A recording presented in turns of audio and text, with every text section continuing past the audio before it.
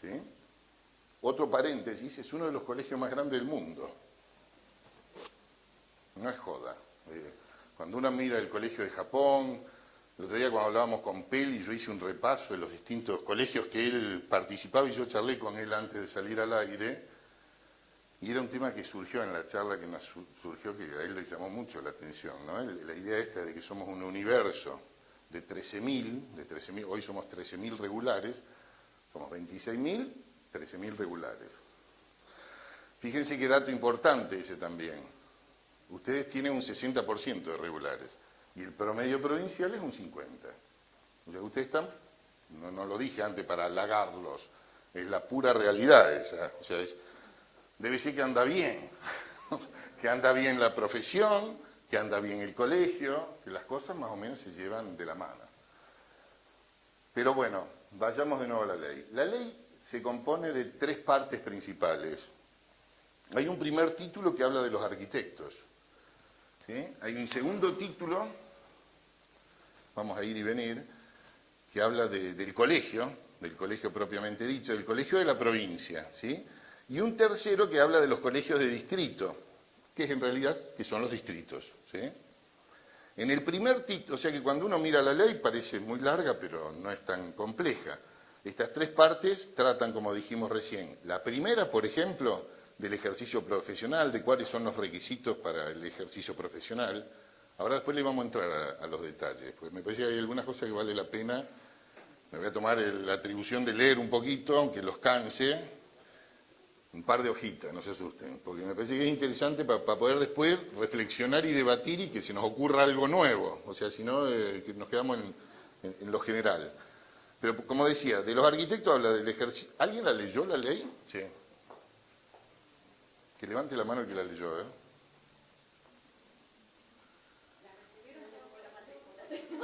Está bueno, no. O sea que es importante leerla, pero por eso ahora vamos a leer 40 hojas en vez de 2. No, sí.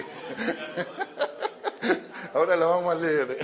No, es importante porque hay algunas cosas que son muy claras y que uno después las puede discutir. Yo creo que la ley es dinámica también. O sea, yo esta charla no la quiero dar para decir, esta es la ley, punto, ergo, soné. No, al revés. La última filmina van a ver que lo que intenta es generar una provocación y es preguntarles qué cosas no dice la ley y por qué. A qué arquitecto hacía referencia y qué arquitecto es el que tenemos hoy y cómo tenemos que adecuarnos y entender eso. ¿Y qué pasa si no nos adecuamos con el colegio y con la profesión? ¿Y por qué estamos convencidos del colegio, etcétera? ¿Sí? Una más que me olvidé antes. Estamos muy convencidos del colegio, porque este es fundamental, me olvidé de la más importante, me parece. Siempre, muchas veces cuando estamos en elecciones, en general en el colegio hay más de una lista. Hay 2 listas, a veces 3. A mí me llama la atención porque con Daniel Del Pino, con quien hasta ahora siempre estuvimos en la misma lista, decimos que hay una raya gruesa para cualquier lista, que es que a nadie se le ocurre que no haya colegio, porque podría ser que se nos ocurra que no haya colegio. Y es más, hubo momentos donde se intentó que no lo haya. Y hay otros lugares donde la profesión no está regulada y controlada como en la provincia de Buenos Aires, en Capital, en Salta, ¿sí? En otros países. El colegio lo que permite al regular y controlar la profesión y fijar, por ejemplo, honorarios mínimos, etcétera, es garantizar cierta equidad en el acceso al trabajo también. No solo todo lo demás que te da el colegio, sino que genera como una base ahí donde logra que la competencia no sea tan tremenda y que haga que quienes tienen mucho poder en el ejercicio profesional, por historia, por tradición, por herencia, por lo que fuera, bueno, les permite a los que no tienen tanto poder entrar en ese rango de competitividad por la capacidad.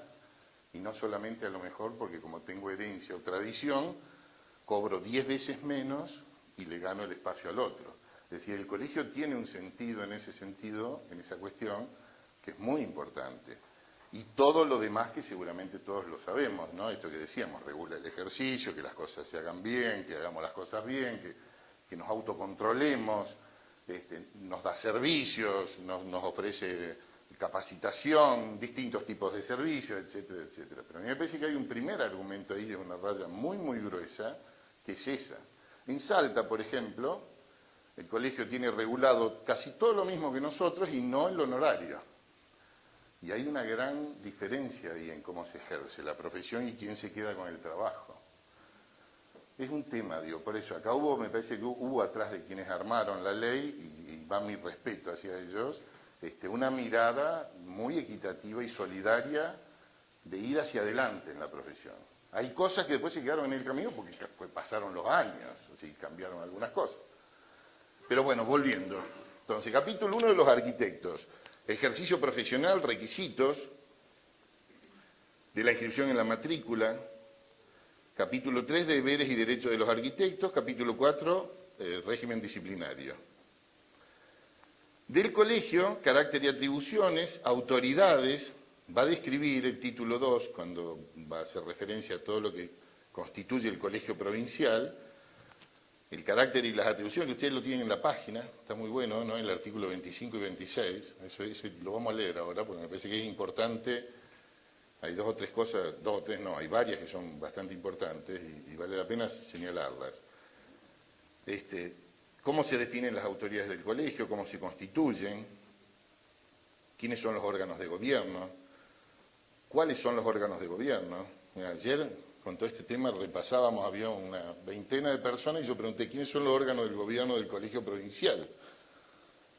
Y hubo respuestas distintas, che. Casi me desmayo.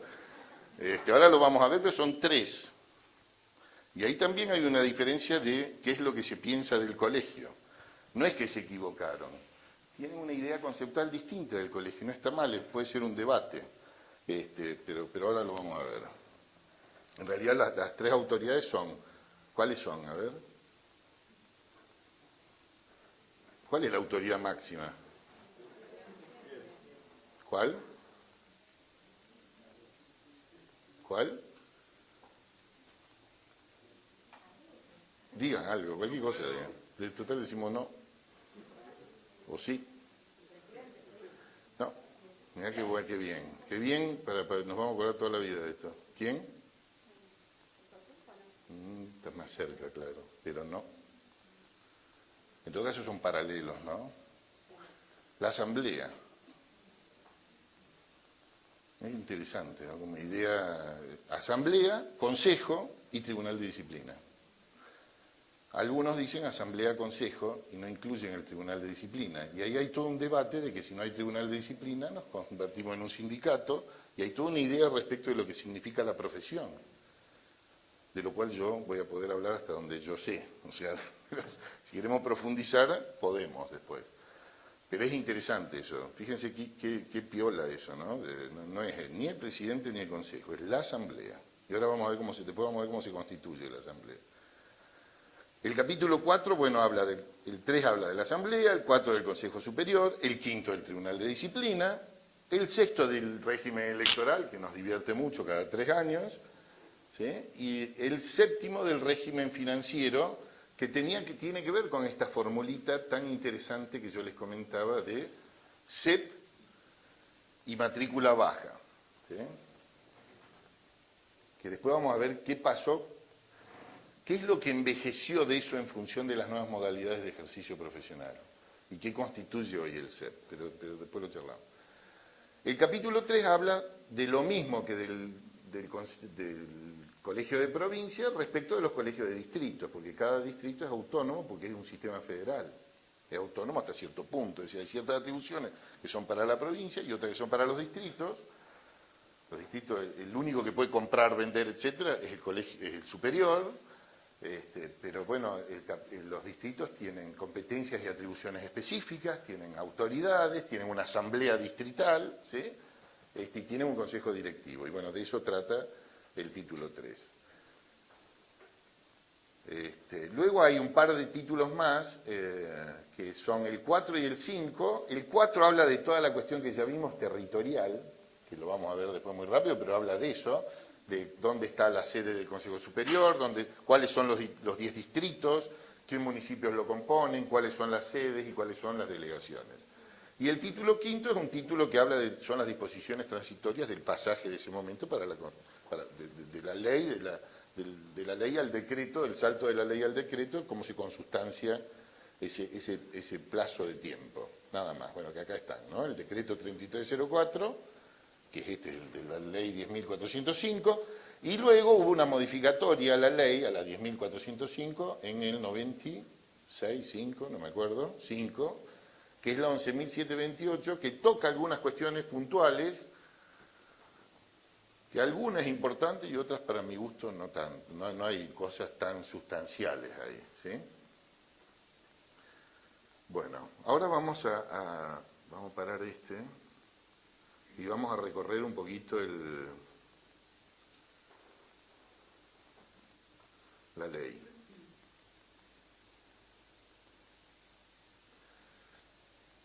Volvemos para atrás. Lo que hicimos recién fue pusimos un layer, miramos rápidamente la ley. 3 títulos, ya sabemos que son 3 títulos, que uno habla de los arquitectos, que los otros 2 hablan del Consejo Provincial y de los distritos, y que el cuarto habla solamente de la cuestión territorial, de cómo se organiza, solamente no, de cómo se organiza territorialmente, y el quinto es una cuestión que no hace a nada. Esto es importante también, ¿no? En el capítulo 1, ejercicio profesional. El artículo 2 dice que para ejercer la profesión tenemos que tener el título, tenemos que estar inscritos en la correspondiente matrícula, o sea, tenemos que estar matriculados, ¿sí? Y tenemos que estar al día. O sea, no tenemos solamente que estar matriculados, sino tenemos que ser regulares. El artículo 3 dice que después eso lo vamos a ver con otras cuestiones y tendremos que ver, bueno, por ahí va a hablar un poquito Santiago, cuáles son nuestras incumbencias, etcétera, que tiene que ver con esto también. ¿Qué es lo que entiende la ley por ejercicio profesional? ¿Sí? Dice que toda actividad técnica, científica o artística, pública o privada que importe conforme a las incumbencias pertinentes, entonces tenemos que saber cuáles son nuestras incumbencias, las famosas 20 ahora, ¿no? ¿Saben que son 20? Sí, ¿no? Son 20, hasta ahora son 20. 20, ¿no? Con la modificatoria son 20. Pertinente atribuciones para desempeñar las siguientes tareas, y ahí las describe. No voy a ir leyendo todo porque si no nos pegamos 27 tiros cada uno, pero yo les diría que lo lean, que un día agarran y se ponen en grupos y se cansan, pero es importante leerlo, porque vamos a leer 2 o 3 cosas de la ley para que nos permita después tener una charla que nos permita pensar un poquito más. Entiende por ejercicio profesional, 1, el ofrecimiento, la contratación y la prestación de servicios que impliquen o requieran los conocimientos del arquitecto. 2, el desempeño de cargos, funciones o comisiones en entidades públicas o privadas, o nombramientos judiciales o administrativos que impliquen o requieran los conocimientos propios del arquitecto. 3, la presentación ante las autoridades o reparticiones de cualquier documento, proyecto, plano, estudio o informe pericial sobre asuntos de arquitectura o urbanismo. 4, investigación, experimentación, realización de ensayos y divulgación técnica o científica sobre asuntos de arquitectura o urbanismo. ¿Qué le sugiere la primera sensación así en la cabeza? ¿Hay algo que falta? ¿Hay algo que es amplio? ¿No es amplio? ¿Es específico? ¿No es específico? ¿Es abarcativo? ¿Cómo le suena? ¿Hay alguna palabra que está o que no está? ¿Qué les parece? No le suena nada.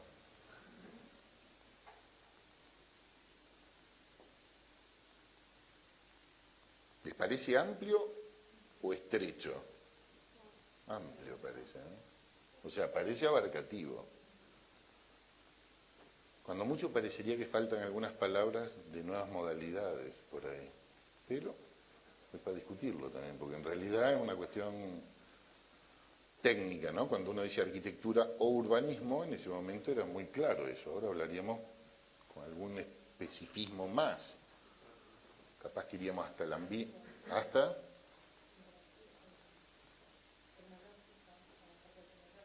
Hay nuevas cosas, ¿no? Puede ser. Pero se ve amplio, ¿no? O sea, la primera reflexión es esa, que estos tipos no son ningunos tarados y que trataron de poner ahí todas las cosas, o sea, escribir de alguna manera que no nos queden cosas afuera que son las que hacemos, o las que podemos hacer. Hace referencia a las incumbencias, tienen en claro que las incumbencias, ¿quién define las incumbencias? ¿Quién se les ocurre que las define de una profesión? El Ministerio de Educación las define, ¿no? A través de o sea, ahí hay todo un tema, no es fácil incorporar nuevas incumbencias. No, vos dijiste una palabra que a mí me interesa, interactivo, y no sé por qué a mí me suena interdisciplinario, que no es lo mismo. Pero me parece que ahí empieza, tal vez cuando se hace la ley y se habla de ejercicio, se habla sobre la disciplina, tan claramente como el título, ¿no? Arquitectura y urbanismo. Ahora empieza a haber algunos solapamientos que son más complejos, que tal vez uno tendría que empezar a pensarlos, ¿no? Tal vez uno podría pensar ahí que también hay ejercicio profesional, pero si uno cuando hace determinadas actividades, aliado de alguna manera con otras profesiones, pero es complejo todo eso.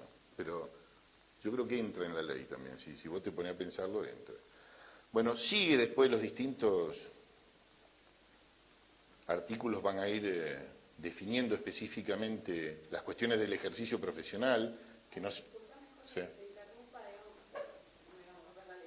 Sí. Pero por ahí, digamos, hay una cosa que está bueno que los colegas acá sepan, ¿no es cierto?, que probablemente el mismo nivel de generalidad que tiene nuestra ley, la tenga la ley de los otros colegios profesionales, que surgieron más o menos en la misma época, ¿no es cierto?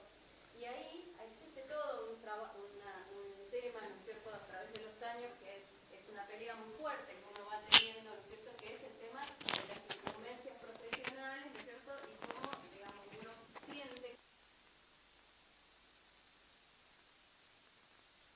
los arquitectos con más trayectoria, digamos, o más grandes, a veces ven con cierto horror, con cierto, digamos, indignación, que está como aceptada que hay cosas que los arquitectos hoy no podemos hacer, digamos, cuando naturalmente nuestras incumbencias nos habilitan por la generalidad que suelen tener estas 20 incumbencias que decía, que nombraba Jorge.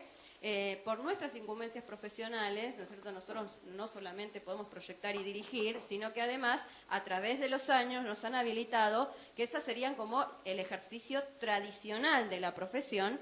A través de los años hemos podido generar habilidades y conocimientos para desarrollar nuevas modalidades del ejercicio profesional, ¿no es cierto? Pero a la vez también ese nuevo terreno ha sido a costa a veces de dejar alguna otra tarea profesional y hemos perdido cierto terreno que han ganado otras profesiones y que es importante que nosotros lo tengamos en claro, ¿no es cierto? Porque bueno, nosotros acá en Mar del Plata por ahí no se nota tanto, pero nosotros en el distrito siempre decimos que tenemos en las delegaciones por ahí una disputa laboral con otras profesiones, fundamentalmente con los técnicos, digamos, más de tete a tete, ¿no es cierto? Entonces es importante que lo sepamos porque siempre es fundamental que desde el ejercicio profesional y de nuestra actividad profesional defendamos nuestras incumbencias, no cedamos terreno, ¿no es cierto? Si para eso necesitamos el trabajo colaborativo, sirve para eso, para defender nuestras incumbencias. Así que ese me parece que es importante. La generalidad de ese artículo de la ley nos habilita a nosotros a defender todo lo que tenemos, digamos, y por ahí ganar el terreno que hemos perdido. Es así. Indudablemente lo han visto eso y me parece que eso que decía esta chica, ¿cómo se llama? Lo amplio, como decías, me parece que incluye eso y que hay que trabajar arriba de esto, ¿no? De la defensa de las incumbencias, del logro de nuevas incumbencias y de qué pasa cuando se solapan con otras disciplinas, que no es para pelearse, sino para defender los espacios propios y defender también los solapamientos, porque a veces hay necesidades de solapamientos, no hay que tenerle miedo a eso, ¿no? Después lo que va contando un poquito el capítulo es cuestiones muy específicas que las van a leer, pero léanlas porque es importante. El 5, por ejemplo, si no me equivoco, bueno, no me acuerdo cuál, es el que firma es el arquitecto y no puede prestar la firma. O sea, esto que parece es un tema grave en términos de ejercicios y de ética. Y bueno, si uno lee la ley de punta, vas a ver que hay realmente un cuidado en ir detallando las distintas cosas que tienen que ver a veces también con usos y costumbres y con ir ordenando esas cuestiones. Hay que leerla, ¿sí? No la vamos a poder leer entera hoy, pero hay que leerla. El capítulo 2 habla de la inscripción en la matrícula. ¿Todos están matriculados los que están acá o no? No, algunos no. Bueno, para sacar la matrícula es bastante sencillo, ¿no? Tiene que, eso, DNI, acreditar identidad, título, declarar el domicilio real y el domicilio profesional, y ¿qué más? Y no estar inhabilitado. Que no tener ninguna causal de inhabilitación para el ejercicio profesional, que están enumeradas en el artículo que sigue, que es el 8º, que después si quieren las vemos, que bueno, son categóricas, ¿no? Tienen que tener domicilio profesional, saben eso, ¿no? Para estar matriculados en un distrito necesitan solamente el domicilio profesional, no el real. O sea que pueden vivir en otro lugar y si tienen domicilio profesional se matriculan en ese sitio. El 8 habla de las inhabilitaciones, estar condenados criminalmente, todos condenados a penas de inhabilitación profesional, etcétera, etcétera. Los concursados, los fallidos, los que no tengan capacidad de comerciar. Léanlo, pero es importante tenerlo en claro. Después va a hablar de las distintas situaciones en cuanto a las suspensiones y a cuáles son las causas de suspensión, de cancelación, ¿sí? Cómo podés hacer para cancelar tu matrícula y poder recuperarla, etcétera. El capítulo 3, deberes y derechos, y el 4 es régimen disciplinario, que lo vamos a dejar para Marisa en su totalidad. El 3, de deberes y derechos de los arquitectos, también es... me voy a guardar para leer algo que es más importante, pero por favor léanlo con profundidad, porque son los deberes y derechos del profesional. O sea, alguna vez tienen que leerlo, ¿sí? Hay algunas cosas que son menores, como, qué sé yo, comunicar dentro de los 30 días producido todo cambio de domicilio real o profesional. Menores más o menos, claro. Claro, no, ni eso, claro. Por eso, es muy importante leerlo con cuidado, porque claro, cuando uno lo mira eso, nada de lo que dice se escapa. Leamos 2 o 3. 1, ser defendido a su pedido y previa consideración de los organismos del colegio en todos aquellos casos en que sus intereses profesionales, en razón del ejercicio de su actividad, fueran lesionados. No es joda, es decir, te pasa algo que sentís que te están lesionando el ejercicio y el colegio te tiene que defender. 2, proponer por escrito a las autoridades del colegio las iniciativas que consideren necesarias para el mejor desenvolvimiento institucional. Parece, todo es bastante, muy categórico, ¿no? Yo quiero que se haga tal cosa. Y te tienen que receptar eso y no puede no debería quedar en cualquier lugar. Utilizar todos los servicios y dependencias que para beneficio general de sus miembros establezca el colegio.